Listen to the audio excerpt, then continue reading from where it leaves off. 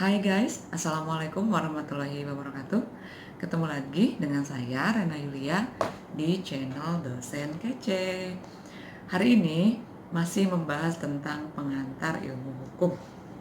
Ini materi yang keberapa ya, saya lupa.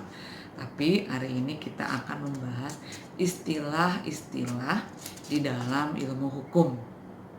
Yang pertama adalah masyarakat hukum. Siapa sih masyarakat hukum? Yang kayak gimana sih masyarakat hukum? Oke, masyarakat hukum adalah sekelompok orang yang hidup dalam suatu wilayah tertentu, di mana di dalam kelompok tersebut berlaku suatu rangkaian peraturan yang menjadi tingkah laku bagi setiap kelompok dalam pergaulan hidup mereka. Nah, panjang gak tuh?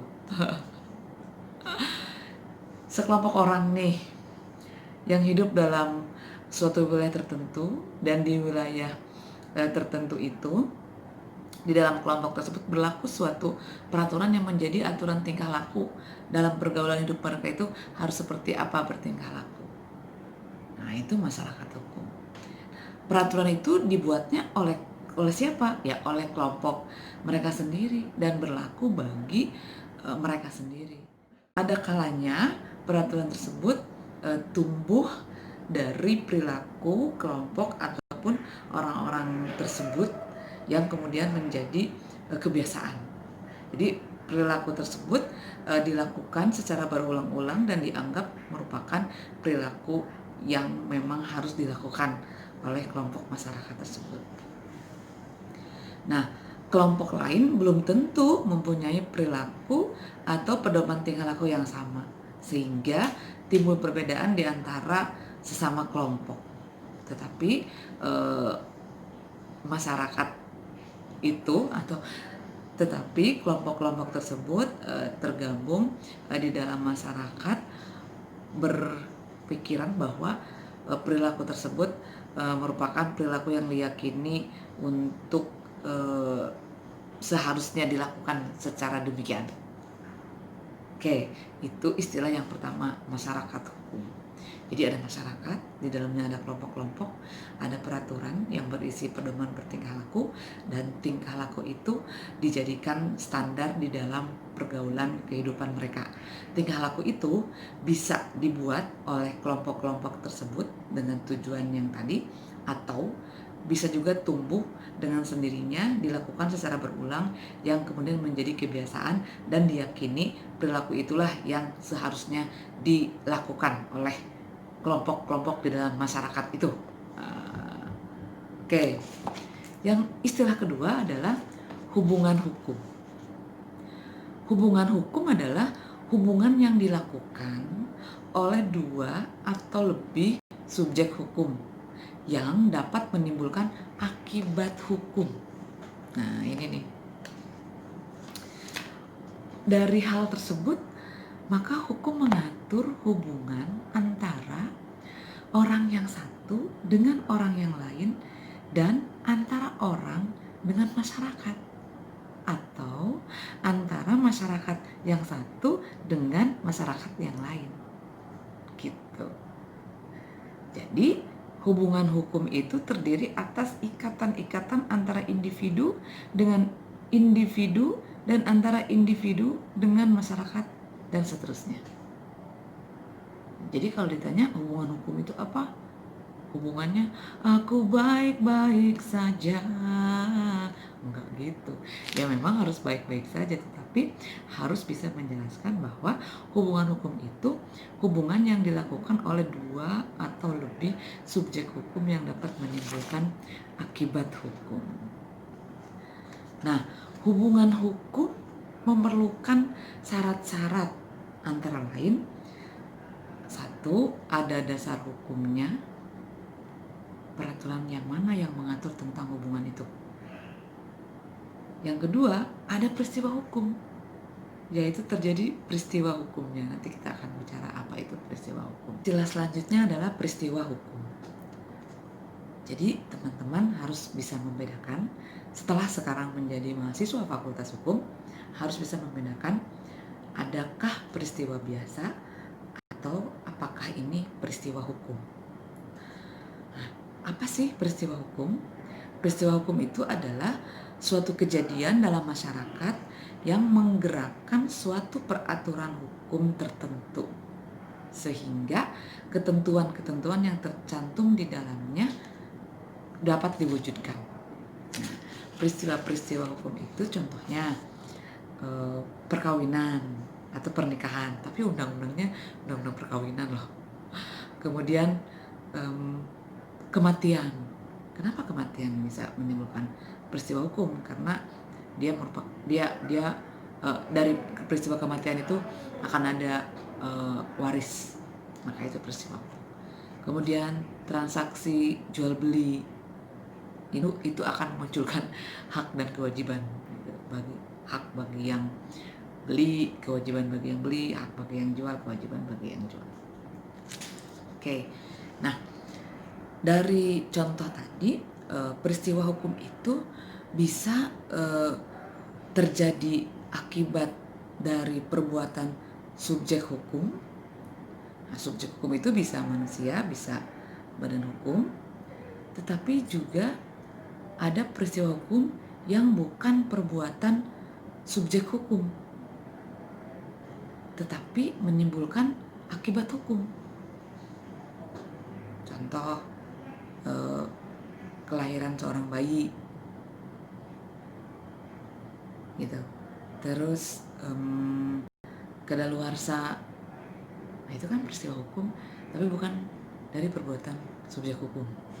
Kalau yang dari perbuatan subjek hukum kan, misalnya pembuatan surat wasiat, menghibahkan tanah, gedung, barang.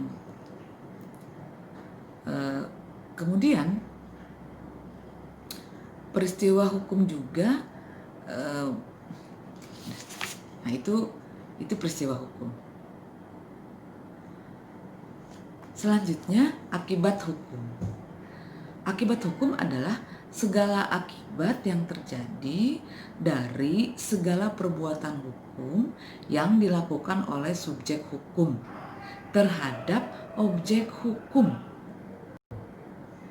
Segala akibat yang terjadi dari segala perbuatan hukum yang dilakukan oleh subjek hukum terhadap objek hukum. Nah, banyak banget istilahnya di situ ya. Ataupun akibat-akibat lain yang disebabkan karena kejadian-kejadian tertentu yang oleh hukum yang bersangkutan sendiri telah ditentukan atau dianggap sebagai akibat hukum. Atau akibat hukum itu adalah akibat suatu tindakan yang dilakukan oleh atau yang dilakukan untuk memperoleh suatu akibat yang dikehendaki oleh pelaku dan yang diatur oleh hukum. Banyak loh. Akibat hukum ini bisa berwujud lahirnya, berubahnya, atau lenyapnya suatu keadaan hukum. Lahir, berubah, lenyap, hangus ya. Misalnya usia menjadi 21 tahun, akibat hukumnya berubah dari tidak cakap hukum menjadi cakap hukum gitu. Dengan adanya pengampuan, lenyapnya kecakapan melakukan tindakan hukum. Makanya kalau ada di bawah pengampuan itu tidak mampu melakukan tindakan hukum. Nah, kemudian lahirnya, berubahnya, lenyapnya suatu hubungan hukum antara dua atau lebih subjek hukum, di mana hak dan kewajiban pihak yang satu berhadapan dengan pihak yang lain, itu bisa lenyap, bisa berubah, atau bisa lahir juga. Misalnya mengadakan perjanjian jual beli, maka lahirlah hubungan hukum antara A dan B, itu perjanjian jual beli. Udah dibayar lunas, maka lenyaplah hubungan hukum jual beli di antara mereka, gitu ya. Nah, yang ketiga, lahirnya sanksi apabila melakukan tindakan yang melawan hukum, gitu.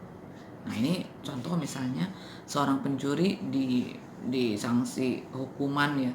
Itu suatu akibat dari perbuatan si pencuri itu mengambil barang orang lain, baik seluruhnya ataupun sebagian dengan cara melawan hukum.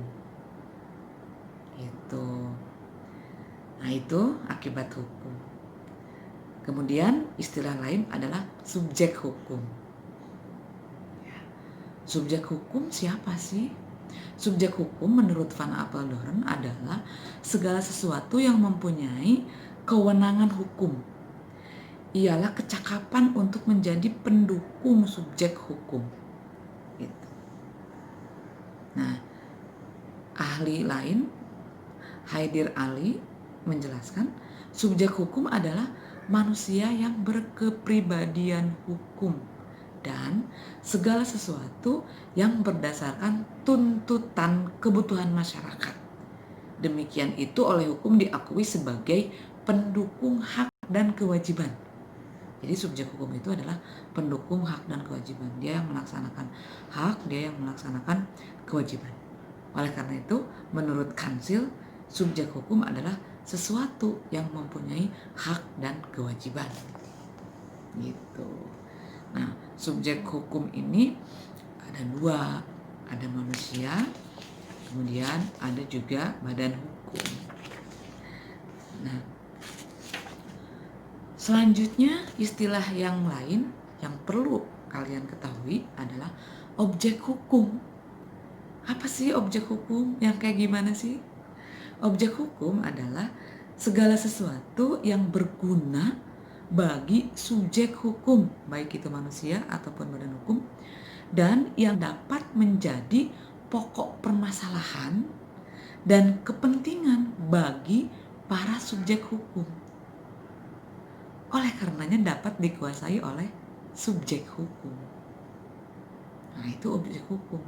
Misalnya A dan B jual beli mobil. Nah, mobil objek hukumnya, si A dan si B subjek hukum. Gitu. Nah, sebetulnya perlu ditegaskan juga yang termasuk objek hukum itu adalah segala sesuatu yang dimanfaatkan oleh subjek hukum secara yuridis menurut atau berdasarkan hukum. Gitu. Jadi disebabkan manfaatnya itu harus diperoleh dengan jalan hukum. Ya tadi kalau dicuri tadi diberikan sanksi. Istilah dalam ilmu hukum selanjutnya adalah hak dan kewajiban. Hak adalah segala sesuatu yang harus didapatkan oleh setiap orang yang telah ada sejak lahir. Kemudian hak juga timbulnya hak itu yang pertama adalah satu, adanya subjek hukum baru, baik berupa orang maupun badan hukum. Kemudian adanya perjanjian yang telah disepakati oleh para pihak yang mengadakan perjanjian. 3, adanya kerugian yang diderita oleh seseorang akibat kesalahan orang lain. 4, seseorang yang telah melakukan kewajiban yang merupakan syarat untuk memperoleh hak itu. 5, kedaluarsa. Nah, itu adalah timbulnya atau lahirnya serta lenyapnya atau hapusnya suatu hak menurut J.B. Dalio. Adapun penyebab lenyapnya atau hapusnya hak yaitu yang pertama karena pemegang hak yang bersangkutan meninggal dunia dan tidak ada pengganti atau ahli waris yang ditunjuk baik oleh pemegang hak yang bersangkutan maupun oleh hukum. Yang kedua, masa berlakunya hak telah habis dan tidak bisa diperpanjang lagi. Nah, maka itu jadi penyebab lenyapnya atau hapusnya hak. 3, telah diterimanya suatu benda yang menjadi objek hak. 4, kewajiban yang merupakan syarat untuk memperoleh hak sudah dipenuhi. 5, kedaluarsa. Nah, ini dapat menghapuskan hak. Nah, itu untuk hak. Bagaimana untuk kewajiban? Nah, apa sih kewajiban itu? Kewajiban adalah beban yang diberikan terhadap seseorang dari semenjak lahir baik itu perintah larangan untuk terhadap Tuhan gitu ya, maupun beban yang diperoleh karena melakukan hubungan hukum antara subjek hukum yang satu dengan subjek hukum yang lainnya, seperti melakukan perjanjian, jual beli, melakukan pernikahan dan lain-lain. Nah, kewajiban juga bisa timbul ataupun lahir ataupun hapus, yaitu dengan satu, diperolehnya suatu hak yang dengan syarat harus memenuhi kewajiban tertentu. Dua, adanya suatu perjanjian yang telah disepakati bersama. Tiga, kesalahan seseorang sehingga menimbulkan kerugian pada orang lain. Empat, telah menikmati hak tertentu yang harus diimbangi dengan kewajiban tertentu. Udah enak, udah apa, ya harus ngapain gitu. Kadaluarsa yang kelima, yang telah ditentukan menurut hukum atau perjanjian tertentu.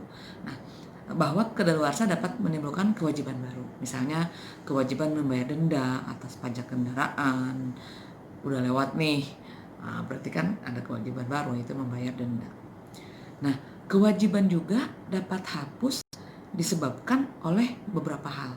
Satu, meninggalnya orang yang mempunyai kewajiban dan tanpa ada penggantinya, baik ahli waris maupun orang lain atau badan hukum yang ditunjuk oleh hukum. Yang kedua, masa berlakunya telah habis dan tidak diperpanjang lagi. Tiga, kewajiban sudah dipenuhi oleh yang bersangkutan. Udah melaksanakan kewajiban, berarti dia tidak punya kewajiban lagi. Empat, hak yang melahirkan kewajiban telah hilang. Haknya udah terpenuhi.